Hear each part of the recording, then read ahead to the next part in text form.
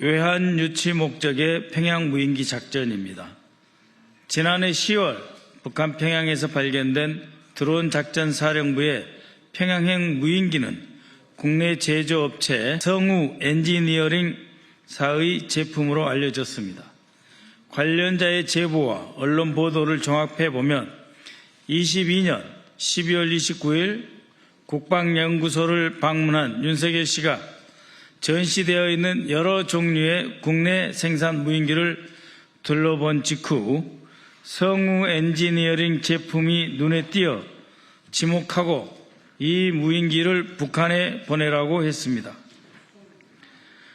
바로 그 무인기 가운데 24년 10월 2대는 병령도에서 평양으로 날아갔고 또 한 대는 중부전선인 연천에 떨어졌습니다.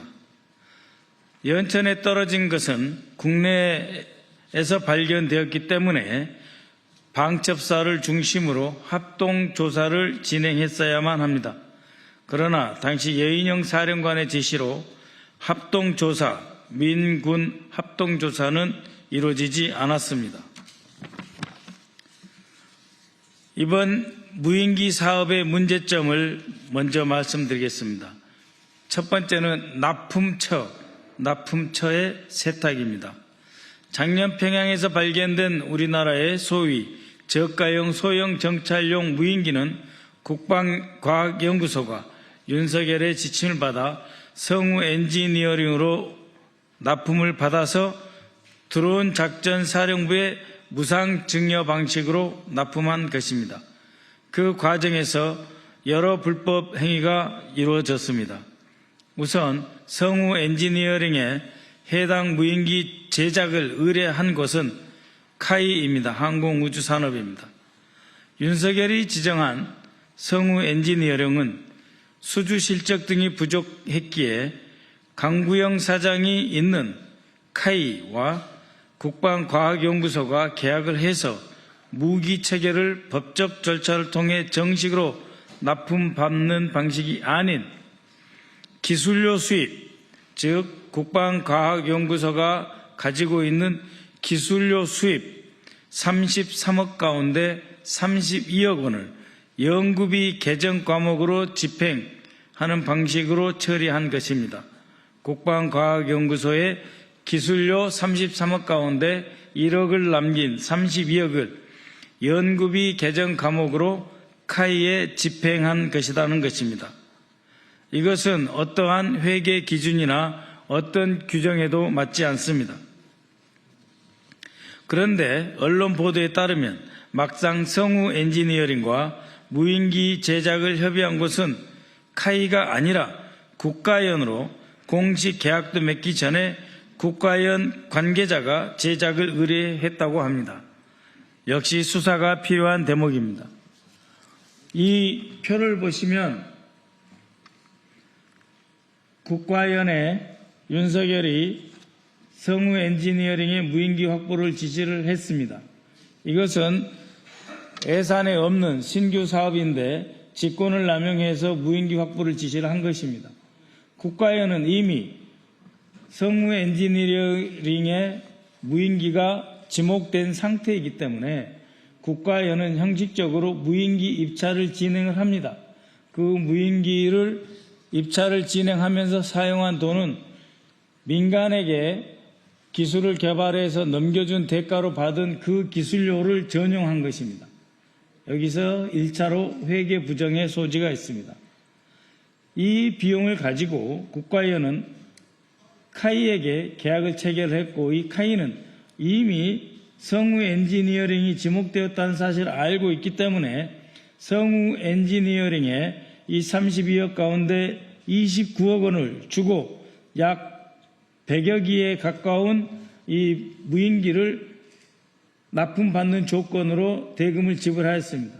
그 지불한 대금 대신에 물건은 무검사 입고, 검사를 받지 않고 입고된 상태에서 카이에서 AD를 거쳐 바로 드론 작전 사령부로 넘어갑니다.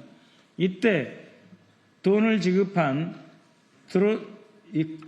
드론 사령부의 이 무기를 무상 증여한 이 부분에 대해서 ADD는 어떠한 자금도 받지를 않습니다.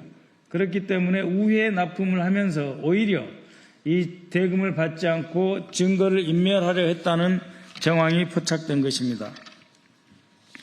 해당 계약은 연구 성과물로 기업에 이전하고 받은 돈, 즉 기술료 32억을 투입한 사업입니다. 그 기술료는 2023년도 기술료 수입의 거의 전액에 해당되는 ADD 입장에서는 매우 큰 금액입니다. 이 사업에서 카이는 10%의 중간 수수료를 떼고 성우 엔지니어링에 29억을 넘겼습니다. 카이는 개발사로 참여해서 입찰을 응했음에도 불구하고 성우 엔지니어링과 ADD 사이의 서류상의 브로커 역할만 한 것입니다. 방위사업청에서 대량으로 장비를 구매해 군 부대에 보급하려면 통상 합동참모본부의 소요 제기, 소요 검토 및 조정, 기재부의 타당성 조사, 방위사업청의 방위사업추진위원회 의결, 그리고 NSC 보고, 국회 예산심의 등 수많은 검토 과정을 거쳐야 합니다. 이 모든 절차를 무시한 것입니다.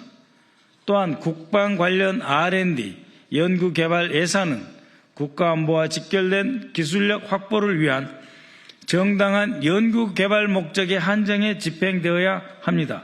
즉 ADD가 드론을 개발한다라고 하면은 그 연구개발 목적에 맞는 기술료가 사용되어야 하는데 그렇지 않았다는 것입니다. 이번 사례처럼 외부의 압력에 의해서, 즉 대통령과 대통령실의 압력에 의해서 특정 업체를 사전에 지정하고 형식적으로 카이라고 하는 중간 기관을 끼워 넣어서 획득 사업을 연구 사업으로 둔갑시켜 예산을 집행하는 것은 명백한 편법이자 위법 소지가 있는 행위입니다. 그 다음에는 해당 무인기 사업의 문제점으로 부실 검증, 그로 인한 방산 전체에 대해서 먹칠을 했다 하는 점을 지적하겠습니다.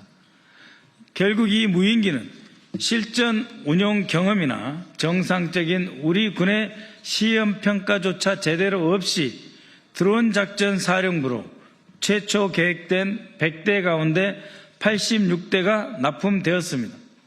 이렇게 납품된 무인기는 여러 차례 추락한 전력이 있는 데다 그나마 실제 작전 중에 추락하여 북한 매체에 의해 노골적인 조롱거리가 되고 말았습니다. 성능 검증도 안 된 무인기를 외환 유치라고 하는 정치적 목적에 의해서 띄운 결과 그들이 노린 북한의 자극과 도발 유도라고 하는 목적은 달성되었을지 모르나 실제 이러한 사업의 기술적, 전략적, 방위사업 차원에서 목적은 완전히 무시되고 훼손된 것입니다. 우리의 무인기 기술과 국방력 그리고 국방산업 전체에 대한 신뢰에 먹칠을 한 것입니다. 해당 무인기는 백령도 인근에서 출발하여 10월 9일 평양시 형제산 구역 서포 1동 76 인민반 지역에 추락했습니다.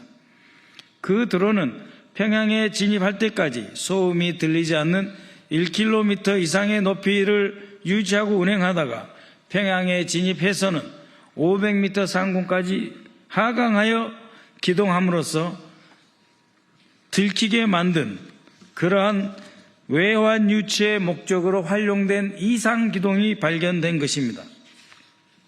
일부러 발견되기 위한 것이 아니라면 이 드론에 카메라 장치 등 어떠한 첩보 획득 수단, 정보 획득 수단도 탑재되지 않은 무인기에 전단만 달려서 전단만 담아서 보내고 그것을 500m 상공으로 하강시켜서 소음은 물론 이 드론의 실체와 전단통까지 발각되게 만드는 바로 그러한 있을 수 없는 작전 아닌 작전을 했다.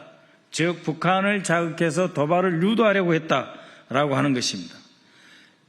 북한의 김여정에 의해 북한 조선중앙통신에서 이 사실이 보도되자 윤석열과 김영현은 북한의 발표를 보고 오히려 박수를 치며 좋아했다고 합니다. 왜 그랬을까요? 앞서 말씀드린 대로 비상계엄 선포의 빌미, 즉 북한의 도발이 만들어질 수 있겠구나 하는 판단이 있었기에 북한의 발표를 보고 오히려 박수를 치고 좋아했다는 것입니다. 바로 그렇게 좋아했기에 바로 무인기를 출발시킨 당일 김용현 당시 국방장관은 드론 작전 사령부와 합천 적전본부에 각각 300만 원씩 격려금을 집행하였습니다. 장관이 방문하지도 않은 일선부대에 직접 격려금을 집행하는 매우 이례적인 일입니다. 한편 12.3 계엄 직후인 12월 8일 드론 작전 사령부에 있었던 컨테이너 화재에서 평양에 떨어진 전단통과 같은 것이 컨테이너 안에 있었고 그때 그 전단통이 불에 타버렸다는 증언도 보도된 바 있습니다. 이 부분 역시 특검에서 수사되어야 할 것입니다. 24년 10월 윤석열 씨의 지시에 따라 평양 상공으로 침투한 무인기의 삐라 살포 작전은 단순한 심리전 차원이 아니라 국제법 기준으로도 적대적 군사행동으로 분류될 수 있는 중대한 사안입니다.